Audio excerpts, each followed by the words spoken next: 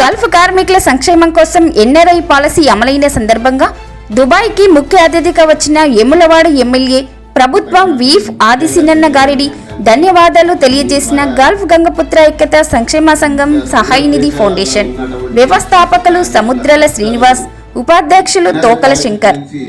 అన్నగారి ఆధ్వర్యంలో ఇదంతా కూడా జరగడానికి అన్నగారు ఎంతో కారకుడై దాన్ని ముందుగా ఉండి గల్ఫ్ కార్మికుల కష్టాలను మరి ముఖ్యమంత్రి రేవంత్ రెడ్డి అన్నకు వినిపించి మరి దానిపైన విస్తృతమైన ఒక చట్టం తీసుకొచ్చడానికి అన్న ద్వారా అయినందుకు మేము చాలా ధన్యవాదాలు తెలియజేస్తున్నాం. మరి కృతజ్ఞతలు చాలా ఎందుకంటే చాలా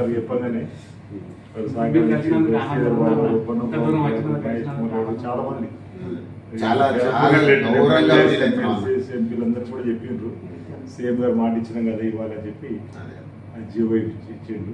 ఇంకా ముందు ముందు కూడా గల్ఫ్ కార్మికులకు అండగా ఐక్యత సంక్షేమ సంఘం ఆధ్వర్యంలో అన్నను కలిసినాం. ఎందుకంటే మన గల్ఫ్ గంగపుత్ర ఐక్యత సంక్షేమ సంఘం వార్షికోత్సవం అప్పుడు అన్న ప్రత్యేకంగా రావడం జరిగింది. ఆదిశీనన్న గారు అన్నకు మాట ఇచ్చాను. మా అన్న కూడా ఆ మాటను మాకు యొక్క విజయాన్ని తీసుకొచ్చారు. ఎందుకంటే ఎన్ఆర్ఐ పాలసీ గల్ఫ్ కార్మికుల కష్టాలు గత ప్రభుత్వం చేయని పని, వాళ్ళకి ఎన్నో గోసలు వినిపించుకున్నాం, ఎన్నో బాధలు. పాదయాత్ర కృష్ణన్న ఎన్నో చేసాడు, పాదయాత్ర చేసాడు, అన్ని సంఘాలు సపోర్ట్ చేసినాయి. కానీ ఆ ప్రభుత్వం పట్టించుకోలేదు. ఓన్లీ బూటకం మాటలే కానీ తప్ప ఎలాంటి హామీలు ఇచ్చిన హామీలకు ఏం చేసింది లేదు.